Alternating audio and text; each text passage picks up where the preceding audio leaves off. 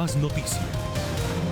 De nuevo les damos las buenas noches y por supuesto, como siempre, la bienvenida. Mientras el país sigue hablando de la polémica por la que Guillermo Botero terminó saliendo del Ministerio de Defensa, el presidente Duque se refirió al reclutamiento de menores, a la seguridad nacional y al exministro Botero. Pero que sea esta la ocasión también para rendirle hoy acá un homenaje al exministro de Defensa, Guillermo Botero Nieto. Así introdujo el presidente en medio de su discurso en la ceremonia de los 128 años de la Policía Nacional una serie de elogios al exministro Guillermo Botero, quien no solo se enfrentó a la moción de censura, sino que terminó renunciando a su cargo por la polémica que suscitó un bombardeo en el que murieron 8 menores de edad hace 2 meses y del cual no le había dicho nada al país. El exministro Botero le ha dejado al país una gran lección de vida. Después de una larga trayectoria como empresario y de décadas como dirigente gremial, lo invité para que le sirviera a Colombia. No lo dudó un solo momento y asumió ese cargo con tanta voluntad y con tanto patriotismo. Duque aprovechó para destacar los resultados que dio la cartera de defensa en un poco más de un año, tiempo que Botero ocupó en el ministerio. El trabajo y los resultados son elocuentes. La voluntad férrea de las fuerzas y por supuesto de la policía permitió que por primera vez en 7 años dejaran de crecer esos cultivos ilícitos. El mandatario también destacó y defendió el trabajo de la fuerza pública frente a retos como el reclutamiento de menores. La que también denuncia el reclutamiento que hacen muchos grupos terroristas para que sean los menores que les sirvan de escudos humanos a las pretensiones de los más vulgares cabecillas. Frente a sus hombres, el comandante en jefe de las fuerzas militares dijo que la política de seguridad del gobierno continuará. Que nunca dejaré de gobernar con los principios en los que creo. Que nunca dejaré de gobernar con la idea de tener instituciones fuertes e independientes. De tener instituciones que puedan mirar con la frente en alto a todo el país. Por su parte, el nuevo ministro de Defensa encargado, quien hasta hace menos de 24 horas era el comandante de las fuerzas militares, dijo que a pesar de la polémica por el bombardeo, las operaciones siguen en pie. Es claro que tenemos que continuar con las operaciones, no podemos dejar que estos grupos armados organizados sigan atentando contra los colombianos. Si nosotros restringimos las operaciones, es probable que en 2 años vayamos a tener unos grupos mayores. Esta posición fue compartida por el partido de gobierno, quien aseguró que no se pueden detener las operaciones militares por el hecho de que los criminales usen a los niños como escudos humanos. El gobierno es respetuoso de los derechos de los menores, pero con observancia del derecho internacional humanitario no puede paralizar la acción imperativa contra los criminales. El presidente aún no ha dado señales de quién reemplazará definitivamente a Botero en el Ministerio de Defensa.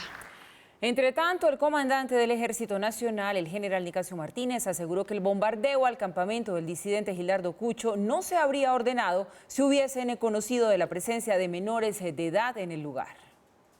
Desde luego, siempre nosotros hacemos la protección a aquellas personas que lo requieren. La decisión hubiera sido otra. Es decir, no hubieran bombardeado. Pues en este caso, que no se tenía el conocimiento, se tomaron esas decisiones. Seguramente no se hubiera tomado esa decisión porque no podemos agredir a menores de edad. El reclutamiento de niños y niñas en los conflictos armados en el mundo ha sido una constante. A nivel internacional se han conocido denuncias de grupos como el Estado Islámico, Hamas, Al-Qaeda, Hezbollah, entre muchos otros, que usarían menores como escudos humanos. Los niños no son ajenos para las guerras en el mundo. Alrededor de 300.000 niños hacen parte de las filas de grupos armados ilegales en distintos conflictos del mundo. Los grupos talibán, de Al-Qaeda en el Magreb Islámico, de Ansar Dine, de Boko Haram, súper importante. En varias ocasiones, organizaciones como Naciones Unidas han denunciado la violación a los derechos humanos por parte de estos grupos que muchas veces usan a los menores como escudos para protegerse en ofensivas militares. ilegales. Sí, los niños pueden servir como escudos, sin lugar a dudas, porque pueden permitir eso, un repliegue estratégico de los comandos o de las figuras de poder que están dentro de los grupos. Como un tipo de protección de los mayores, que según los expertos en la dinámica de la guerra estarán a la retaguardia. El niño se conoce en la teoría de la guerra que tiene aversión al riesgo, quiere decir, es un niño que no le da temor a estar en la parte del fuego cruzado, en la parte operativa. Además, son utilizados para inteligencia y en otras ocasiones presionados con cargas religiosas. El tema de Hezbollah y Hamas se ha visto que los niños tienen una lógica de guerra también con un tema religioso. En el caso, por ejemplo, de Boko Haram, es muy recurrente el uso de niños como terroristas suicidas. Se han registrado más de 200 casos. Muchos de estos niños rápidamente llegan a la mayoría de edad, lo que se refleja en beneficio para estos grupos, un seguro relevo generacional o un reciclaje muy alto en la lógica de la guerra. El expresidente Álvaro Uribe se refirió a las protestas que se van a realizar el próximo 21 de noviembre. Denunció que se trata de un plan de desestabilización. El paro convocado para el 21 de noviembre hace parte de la estrategia del Foro de Sao Paulo, que intenta desestabilizar a la democracia de América Latina, secundado por grupos opositores cuyo propósito ha sido bloquear al gobierno del presidente Iván Duque. El derecho democrático de la protesta social no puede estar al servicio de anarquistas internacionales ni de grupos violentos. Bueno, Mauricio, pues habla desde ya el expresidente Uribe acerca de lo que podría venir en este paro que se ha anunciado para el 21 de noviembre, pero volvamos, si le parece, a concentrarnos un poquito en lo que ha pasado hoy en torno a esta cartera de defensa que en este momento pues tiene a una persona al cargo, pero que no se trataría todavía el general Navarro, de quien se va a quedar allí en firme para estar al frente del Ministerio de Defensa. Y es que aquí hay un tema que va a ser muy difícil de manejar, porque dice el presidente Duque que su política de seguridad no se va a cambiar, que se va a mantener inamovible. Esta es una política de seguridad, Mauricio, que significa luchar con contundencia, atacar con contundencia a los ilegales, incluyendo, entre otras acciones, bombardeos y demás, mientras estamos viendo de otro lado cómo ese reclutamiento de menores parece seguir siendo muy fuerte y constante por parte de todas estas organizaciones que están al margen de la ley. Está claro que el derecho internacional humanitario pues sí establece como una categorización para los menores que están inmersos en estas situaciones, pero ya ve usted cómo en medio del conflicto interno armado, cómo en medio de las guerras, esa categorización termina siendo una línea muy delgada. Paula, déjeme hacerle un comentario sobre 3 actores que están involucrados en esta situación. El primero de ellos son las disidencias de las FARC. Esta estrategia, como usted bien dice, de usar a los menores como un escudo humano, porque en la medida en que el contendor se abstiene de atacar para no terminar incurriendo en un acto como el que se dio en esta masacre, que es agrediendo o incluso asesinando a menores de edad, los terminan poniendo como una garantía para evitar que los ataquen. Recuerden ustedes que en el caso de las FARC, como lo han dicho distintos analistas, son los ataques aéreos los que más diezmaron a la guerrilla de las FARC, y en la medida en que los ataques aéreos se vean inhibidos por cuenta de tener a menores dentro de los distintos, algunos menores entre las distintas grupos de tropas, pues terminan siendo protegidos por esos menores. Eso habla, por supuesto, de un cinismo absoluto de parte de las disidencias de las FARC, que no hicieron una recapacitación, no recapacitaron frente a lo que hacían antes las FARC. Es el segundo actor al que me quiero referir. ¿Por qué? Porque recuerden ustedes que cuando se desmovilizó buena parte de la guerrilla de las FARC, terminaron entregando alrededor de 120, 125 menores de edad, cuando en los archivos de inteligencia del gobierno figuraban más de 1.500 menores de edad en manos de las FARC. El reconocimiento de esos 1.500, oigan ustedes 1.300, oigan ustedes 1.100, brilló por su ausencia por completo. 124 menores devueltos por parte de las FARC. Y del resto, vaya usted a saber. Ese cinismo que en ese momento mostró las FARC cuando se desmovilizó, lo tiene ahora las disidencias de las FARC y lo replica el mismo partido de la FARC hoy dentro del gobierno, dentro de la legalidad, cuando están los congresistas incluso de la FARC diciendo que ellos no critican, que ellos no censuran a lo que terminaron haciendo las disidencias, no le piden perdón al país por haber hecho lo que hicieron con los menores de edad, etcétera, etcétera. Por lo tanto, ahí hay un continuo de no solo la actitud de reclutar por la fuerza, por supuesto, a menores de edad, sino la actitud cínica de usarlos como prenda para garantizar la seguridad. Entramos al tercer actor del que quiero hablar, que es el gobierno. Uno diría que con lo que acabo de decir de la guerrilla, pues lo del gobierno va a salir perfectamente bien. No, señoras y señores, tampoco. Porque por una parte, el hecho de decir en este momento, el general Nicasio Martínez, que no se sabía porque si se hubiera sabido se habría actuado de una manera distinta, controvierte por lo menos 3 argumentos, 3 testimonios de 3 actores relevantes que dijeron nosotros avisamos a tiempo. Por una parte, el personero del municipio de Puerto Rico, en Caquetá, que dijo yo avisé oportunamente que había menores involucrados en las tropas de este fascineroso. En segundo lugar, la personería del pueblo. Y en tercer lugar, el alcalde de San Vicente del Caguán. Los 3 han dicho, nosotros avisamos a tiempo, eso lo sabía la inteligencia, eso lo sabía el Estado colombiano. Por lo tanto, decir en este momento que no, que es que no se sabía absolutamente nada, también está rayando con el cinismo. Y finalmente, la observación sobre la posición del presidente Duque y sobre la posición del gobierno. Uno entiende que no haya un viraje en la política de seguridad entendida como una política que está tratando de acorralar al narcotráfico, derrotar las bandas criminales, tener de frente una estrategia agresiva contra estos actores armados que ocuparon los espacios que dejaron las FARC. Pero no reconocer la masacre, no pedir de alguna manera disculpas al país o por lo menos a los familiares de los niños por la masacre.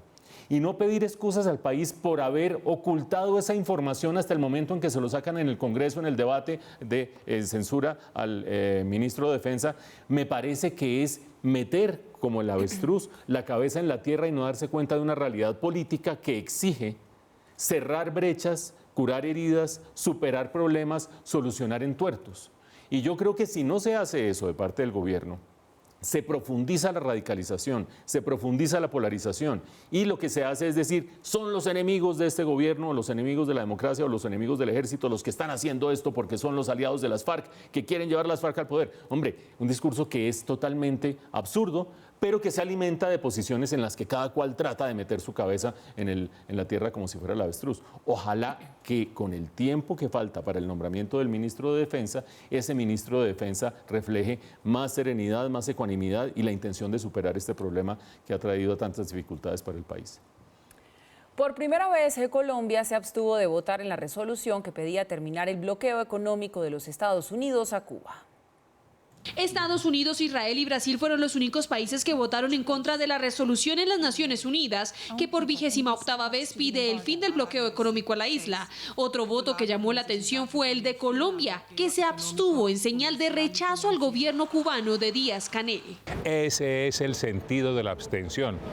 Tiene que ver, y es bueno reiterarlo, con el rechazo político del presidente Duque y de su gobierno a los actos hostiles del régimen de Cuba hacia Colombia. Colombia justificó el voto de abstención en el hecho de que Cuba, a pesar de los llamados diplomáticos de Colombia, insiste en afectar la seguridad del país. ¿Cuáles son esos actos hostiles?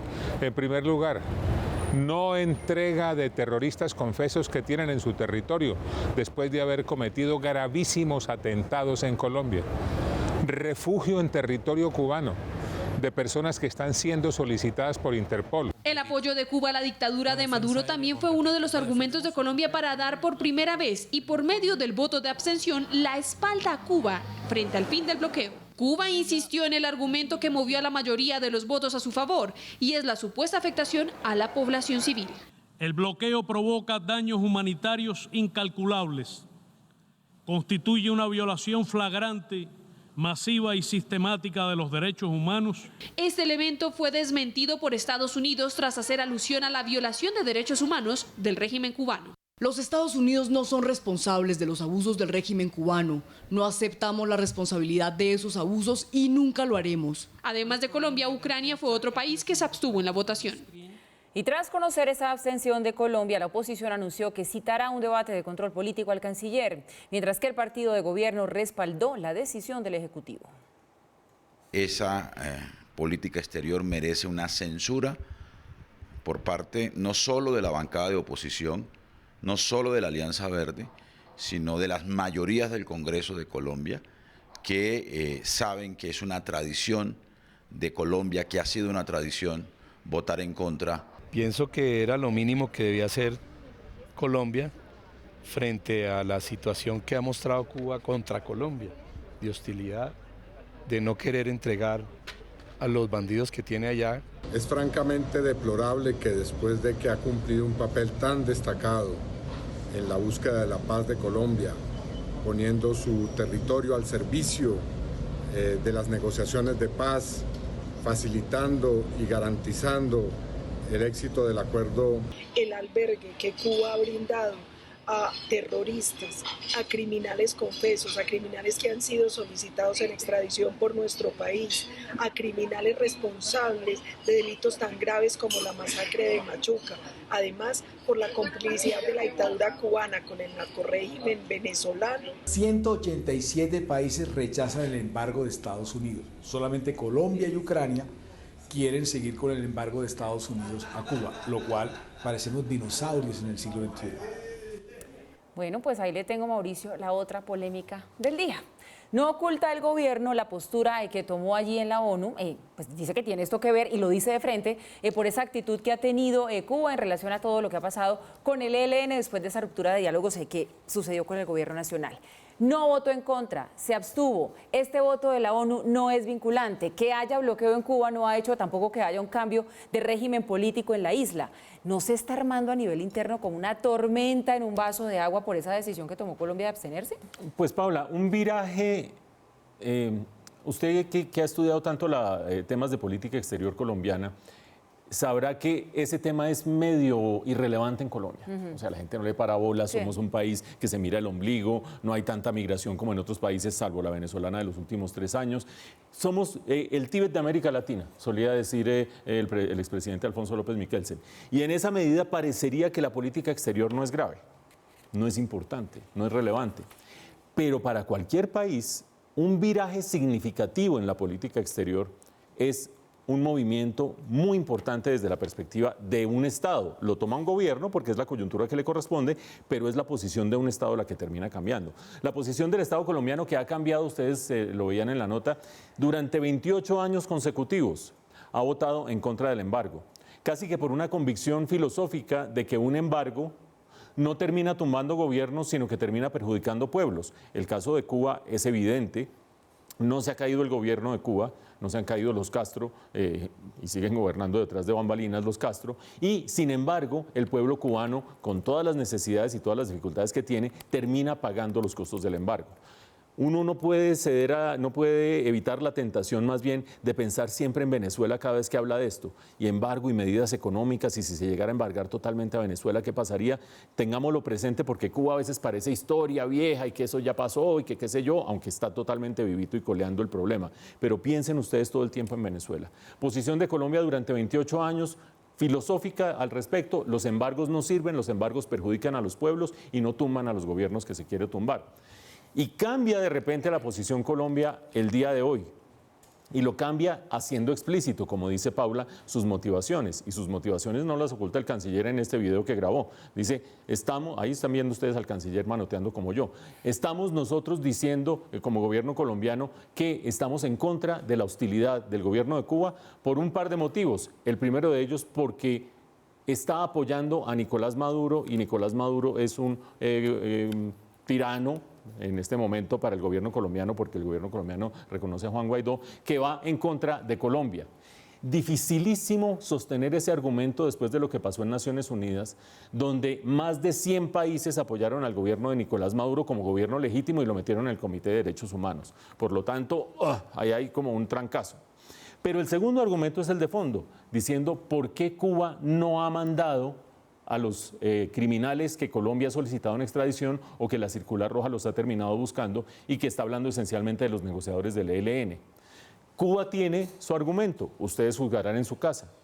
Cuba dice, el gobierno de Juan Manuel Santos firmó un protocolo con los señores que están aquí del ELN en Cuba, con los países garantes dentro de los cuales estoy yo, Cuba, también como testigos y firmando, donde dice, si estos personajes tienen que volver al país, tienen que cumplir un protocolo, entre otras cosas, de cesar las operaciones del ejército durante un tiempo para que ellos se puedan volver a meter en la manigua. Así dice el protocolo firmado por el gobierno de Juan Manuel Santos. Cuba dice, yo respeto ese protocolo porque yo lo firmé y hace parte de las relaciones entre los dos países y soy garante de ese proceso, no puedo de la noche a la mañana, ¡pum!, mandarlos y que los terminen agarrando allá.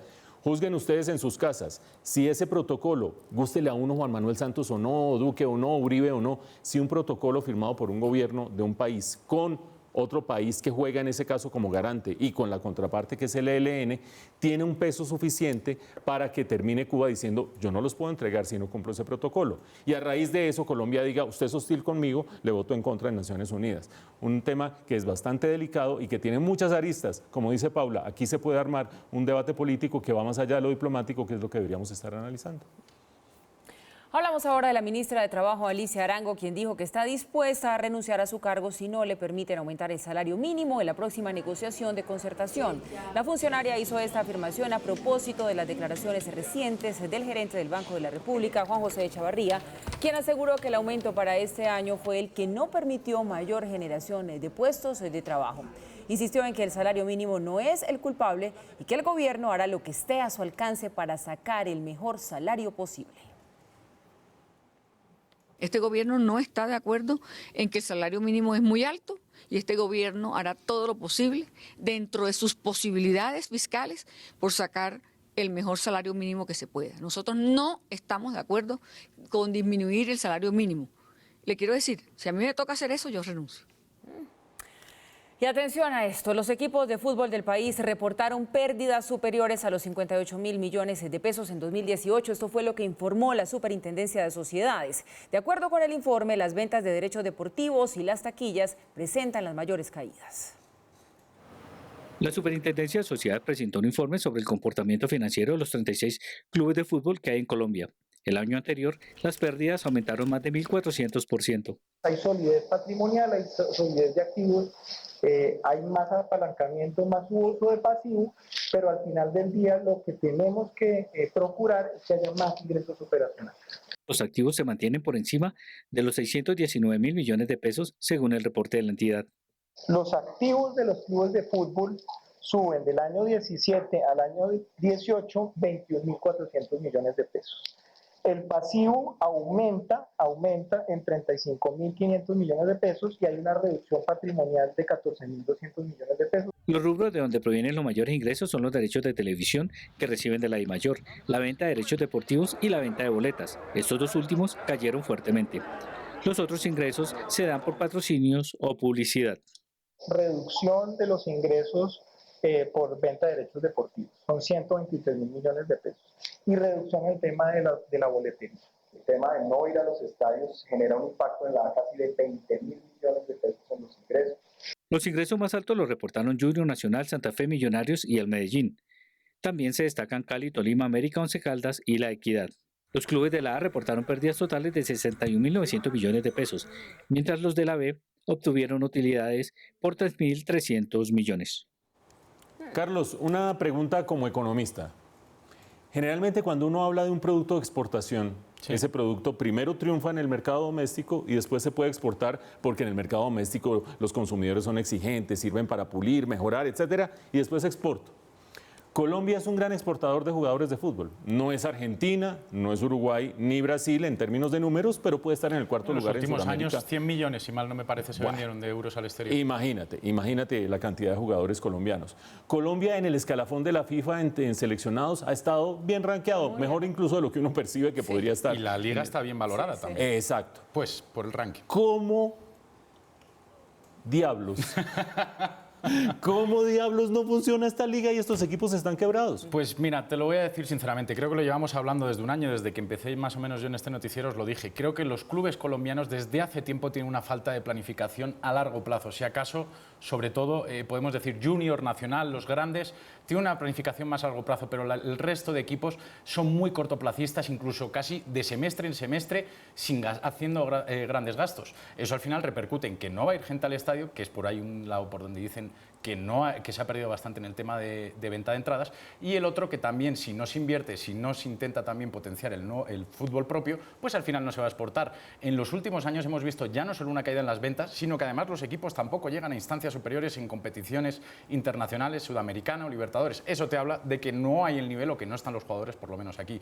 Por ahí un lado de lo que hemos visto y que se hablan de las pérdidas, pero hay otro lado que sobre todo a mí me parece que no han hecho hoy mella tanto el ministro como Superintendencia de Sociedades, y es el grave problema económico que tienen los clubes de la Liga. Lo llevamos aquí diciendo desde hace tiempo. Según pasaron un reporte a la Liga Española, que le está asesorando a la Liga Colombiana en todo este tema del control económico, 23 de 36 clubes están casi al borde de la quiebra. Uno de ellos, como es Pasto, incluso está embargado por la DIAN. Es una situación gravísima. A esto le añadimos lo que ha pasado en los últimos meses. Lo prometió Vélez, el dinero sobre todo en los temas de los derechos premium. No ha llegado todavía ese dinero, no llegó tampoco para la última asamblea que se hizo el 30 del 31, y ahí le volvieron a dar otro mes de mora para que consiga esa plata, porque al final están todos urgidos para conseguir ese dinero. Esa plata sigue sin llegar y está mientras Vélez haciendo maravillas para conseguir ese dinero, como hicimos también con la publicidad que va a hacer también para el próximo año de la Liga, que se va a pasar a llamar Liga Betplay. Están intentando todos conseguir dinero, pero yo veo sobre todo esa situación de los clubes. 23 de 36 clubes al borde de la quiebra. Por eso han instaurado ahora un tema del control económico. Solo vas a poder gastar según vayas ingresando. Nunca vas a tener, lo que muestran ahí, más pérdidas que ganancias, que es lo que tienen ahora mismo todos los clubes. Pero mire, Carlos, y ya que usted habla de la asesoría que estarían dando desde España a la situación colombiana, sí hay que reconocer que en su país son unos duros para hacer de los equipos de fútbol unas empresas realmente rentables. Fíjate que ahí también hubo problemas, ¿eh? Y el mismo problema que hay aquí, al final convierten los equipos en sociedades anónimas. ¿Qué abres con esto? La empresa privada, y que al final haya malas manos en todos los equipos. La mayor parte de los equipos de España pasó lo mismo, cambiaron la norma para que esto ya no pasara, incluso hicieron un control económico. El que tenía pérdidas incluso descendía hasta Segunda División B, Tercera División. Y ahora funciona muy bien. Ahora funciona, y ahora la mayor parte de los clubes de Colombia, de España, tienen ganancias, tienen por lo menos sostenibilidad, sin tener la mejor situación económica comparado con otros equipos de Europa, pero tienen una mejor situación. Aquí van a intentar hacer lo mismo y van a instaurar ahora el control económico. La pregunta es, ¿le seguirán con esa rectitud a todos estos equipos o al final también levantarán la mano? Hay difícil situación económica del fútbol en Colombia. Asesinan a otro líder indígena en Cáceres, en Antioquia. Según la organización indígena del departamento, no habría acatado el toque de queda ilegal. El líder es Luis Enrique de la Cruz, un hombre de 43 años que hacía parte de la comunidad Zenú en Cáceres. Su asesinato tuvo lugar en la madrugada y se habría producido porque al parecer no acató un toque de queda decretado por los grupos armados ilegales. Según el comunicado de la organización indígena de Antioquia, estos grupos están exigiendo a campesinos e indígenas no movilizarse en vía pública después de las 6 de la tarde. Volvió a caer alias El Visco, uno de los temidos delincuentes de la denominada banda conocida como los rompevidrios, que tenían azotadas a varias zonas de Bogotá. Vamos con Juan Carlos Giraldo, quien nos amplía esta información. Chicho, buenas noches. ¿Qué más se sabe de esta captura? Así es, buenas noches. Pues la recaptura de alias El Visco se da luego de varios meses de que agentes de la policía de Bogotá hicieran seguimientos en contra de este peligroso delincuente, quien ha cometido diferentes robos en el norte de Bogotá, especialmente a mujeres quienes conducen carros y a quienes le rompen los vidrios para robar sus objetos personales. Recientemente la policía logró reunir minuciosas pruebas que detallaban cómo este personaje además seguía a una de sus víctimas. Estas evidencias fueron llevadas a la audiencia en la que finalmente fue enviado a la cárcel. En las últimas horas, agentes de la policía de Bogotá recapturaron a Wilson Alexander Sandoval, alias El Visco, el peligroso delincuente que hace parte de la banda Los Rompevidrios y que ya había sido detenido después de un atraco en el que amenazó a una señora con apuñalar a su hija de 4 años. En su momento, alias El Visco quedó en libertad, pues no lograron demostrar que era un peligro para la sociedad. Sin embargo, luego de ser recapturado en las últimas horas por la policía de Bogotá, se logró demostrar en audiencia la peligrosidad del delincuente. A la cárcel, alias Visco, conocido como uno de los rompevidrios, que ataca a los conductores del norte de Bogotá. El juez 71 penal acogió la petición de la Fiscalía e impuso medida de aseguramiento por hurto calificado y agravado. El capturado aceptó los cargos. Pues ahora el fiscal que adelanta la investigación de este caso de alias El Visco y los rompevidrios espera que se puedan allegar a nuevas víctimas al proceso para que denuncien no solamente al Visco sino a quienes hacen parte también de esta banda de los rompevidrios y así poder robustecer el proceso y lograr una pena importante a imponer. Información del centro de Bogotá, regreso con ustedes a estudio. Juan Carlos Giraldo, Redman Noticias. Yo soñé con tener grandes espacios en mi colegio, con aulas cómodas para aprender, con terminar mi bachillerato en un colegio con alta calidad educativa, con tener una alimentación balanceada y rica, y ahora, estudiando en este megacolegio y gracias a la gobernación de Cundinamarca, siento que mi sueño se está haciendo realidad.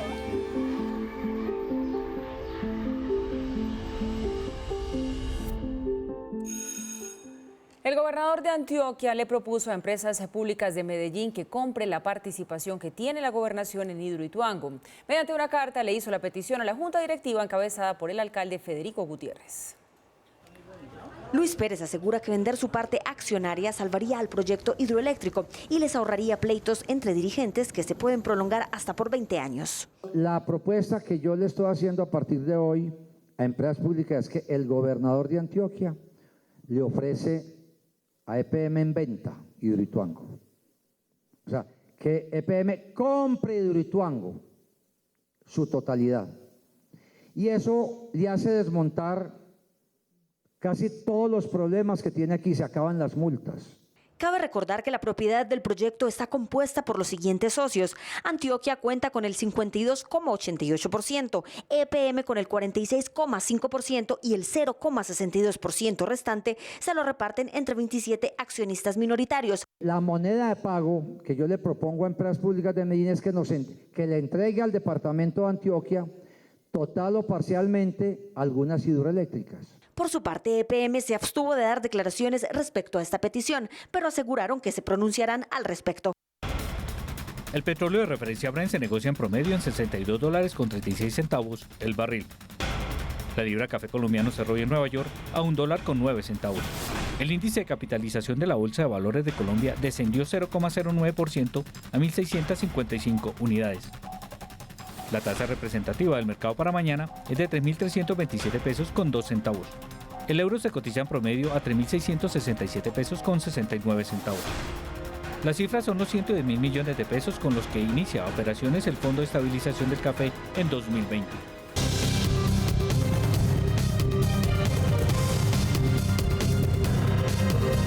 Y en el mundo vuelve y juega. El anuncio de China de un posible acuerdo con Estados Unidos para retirar los aranceles por fases envía un mensaje tranquilizador a mercados y analistas económicos. Aunque aún el gobierno de Estados Unidos no lo ha confirmado ni se conocen mayores detalles, este se convierte en un mensaje muy positivo para ponerle fin a la guerra comercial entre las dos economías más grandes del mundo. El presidente Trump dijo que hay avances y desde China, el portavoz del Ministerio de Comercio dijo que todo iniciaría con un acuerdo para retirar los aranceles. Si las dos partes suscriben la primera etapa del acuerdo, deberán cancelarse los aranceles según el contenido y la proporción del mismo. La guerra comercial dio comienzo con la imposición de aranceles y debe terminar con la eliminación de los aranceles. La crisis en Bolivia deja sus primeras víctimas mortales. 3 personas han fallecido en medio de los fuertes enfrentamientos entre simpatizantes del presidente Evo Morales y quienes se oponen a su cuarta reelección. Como Lindbergh Guzmán fue identificado el hombre que falleció el miércoles 6 de noviembre después de ser víctima de una brutal golpiza durante los enfrentamientos registrados en Cochabamba.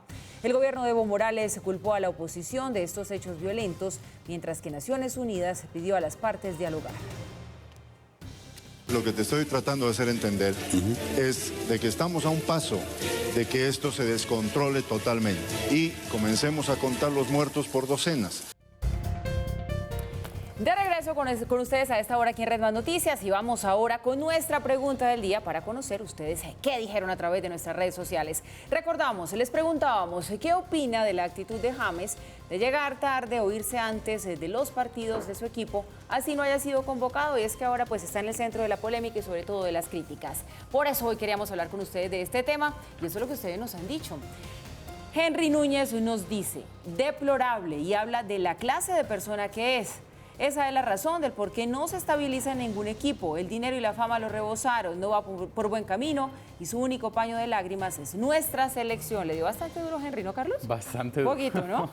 Jerónimo Ocampo dice, se está armando una tormenta en un vaso de agua. James ha respondido en los minutos que Zidane le ha dado y eso es lo que deben valorarle.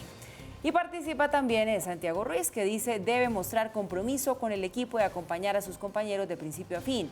Que sea una obligación para todos los jugadores que no estén convocados, opiniones divididas y James, como siempre, el centro de atención.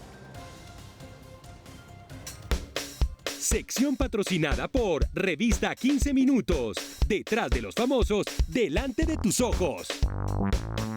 Iniciamos la sección con una noticia que entristece al mundo del entretenimiento. A sus 84 años falleció el actor Fabio Camero, recordado por ser uno de los pioneros de la radionovela en el país. Camero realizó durante su carrera más de 50 telenovelas y 200 dramatizados. Como el pionero de la radionovela en Colombia, así era conocido Fabio Camero, quien falleció a sus 84 años. Desde el 2017 estaba retirado de la televisión, en donde no solo participó como actor en importantes producciones, sino además como libretista y como gestor del Círculo Colombiano de Artistas. Más de 200 dramatizaciones y 50 novelas hacen parte de su trayectoria en el medio. Pero sin duda siempre será reconocido como uno de los padres fundadores del género de la radionovela en el país. Lo más de bien.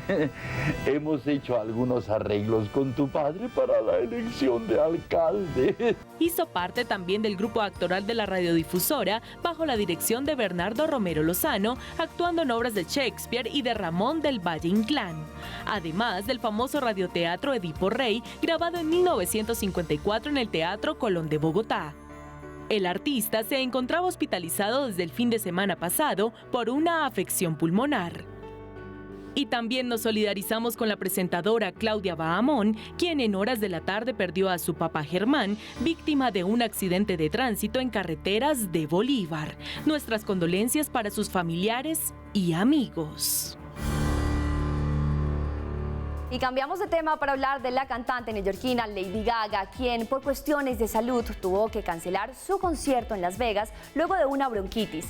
La cantante confirmó por redes sociales que se encuentra muy débil para llevar a cabo su show, mientras aumentan las reacciones al conocerse de parte del artista que nunca tuvo ningún romance con Bradley Cooper. Fueron sus seguidores quienes se dejaron llevar por la emoción y la química que se les vio en la película A Star is Born y esa mirada inolvidable durante la interpretación de Shallow en los premios Oscar.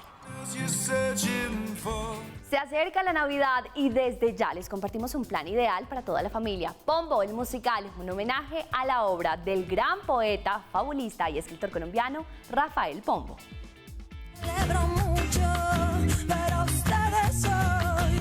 Es una maravilla descubrir la magia de Rafael Pombo a través de los niños. Lucas, bienvenido, ¿cómo has estado? Bien, muchísimas gracias, súper feliz. En serio, este musical ha sido algo maravilloso. La experiencia increíble. Es una oportunidad de Dios, porque además fue muy chistoso, porque a mí no me llamaron para hacer casting. A mí solo me dijeron, hola Lucas, queremos que sea el protagonista. ¿Quieres ser el protagonista? Y yo, ¿sí? Somos un elenco grandísimo, yo formo parte de ese elenco, pero todos hacemos posible y la idea de esta propuesta diferente de enfrentar un Pombo, de cómo llevar a través de la historia de un niño que llega por allá en la época del poeta, estamos hablando de 1840, mediados de 1800, que llega al puerto de Cartagena y contrae el cólera. Y ahí empieza toda una historia y es muy emocionante porque es como vivir una novela, nuestra sociedad, nuestra gente, los personajes que inspiraron a Pombo y que fueron heredados de esas primeras fábulas universales que a él también como niño los tocaron, ¿no? Salió esta mañana. Hasta aquí la información del entretenimiento en Red Más Noticias. Gracias por acompañarnos y ya lo saben, tenemos una cita con el entretenimiento y la cultura en 15 Minutos TV, de lunes a viernes a las 8 de la mañana y a las 6 de la tarde. Que descansen, buena noche. Llegamos así al final de esta emisión. Nos vemos mañana muy temprano, 6 en punto de la mañana en Red Más Conexión para terminar la semana bien informados. Nos pueden seguir, recuerden, también a través de mi Claro App y de Claro Música, sin consumo de datos para todos los que son usuarios de celular. Claro, que descansen y nos vemos mañana.